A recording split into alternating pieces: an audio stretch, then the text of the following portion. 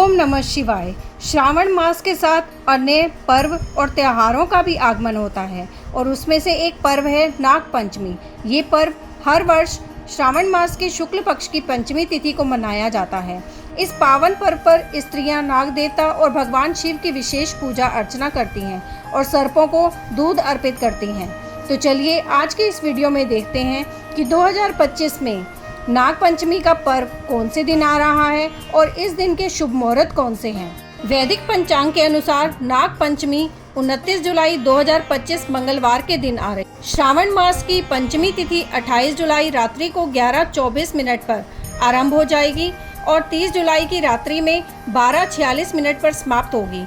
इसलिए उदय तिथि के अनुसार हम नाग पंचमी का त्यौहार 29 जुलाई दिन मंगलवार को ही मनाएंगे। इस दिन नाग देवता की पूजा करने का समय रहेगा सुबह 5:41 से 8:23 तक। ब्रह्म मुहूर्त रहेगा 4:16 से 4:58 तक। भगवान शिव की पूजा की जाएगी 4:38 से 5:41 तक। सूर्योदय का समय है 5:41 और सूर्यास्त का समय है 7:14। इन सभी शुभ मुहूर्त में नाग देवता की पूजा अर्चना कर सकते हैं। इसमें किसी भी शुभ समय पर धार्मिक अनुष्ठान कर सकते हैं। शिव मंदिर में जाकर के या फिर अपने घर भी रुद्राभिषेक कर सकते हैं। नाग देवता भगवान शिव के गण हैं और इसलिए इस दिन नाग देवता की विशेष रूप से पूजा की जाती है। इससे भगवान शिव भी प्रसन्न होते हैं और उनकी विशेष कृपा अपने भक्तों पर बनी रहती है।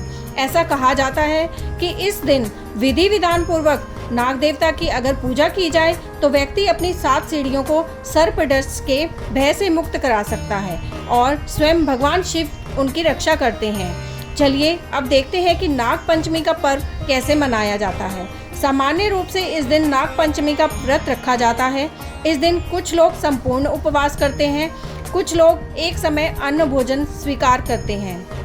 इस दिन व्रत का पालन करने के लिए सुबह जल्दी उठकर ब्रह्म मुहूर्त में अपनी पूजा विधि पूर्ण करते हैं और भगवान की दैनिक सेवा पूजा करने के बाद नाग देवता की पूजा भी करनी चाहिए। पौराणिक परंपरा के अनुसार इस दिन महिलाएं सुबह जल्दी उठकर स्नान करके स्वच्छ वस्त्र पहनकर रसोई घर की दीवार पर या फिर पूजा घर के पास सर्प का चित्र बनाती हैं। रुई की माला, कुमकुम, अक्षत, पुष्प इत्यादि से उनकी पूजा करती हैं और फिर घी, बाजरे का आटा या गुड़ से बनी हुई भोग अर्पित करती हैं।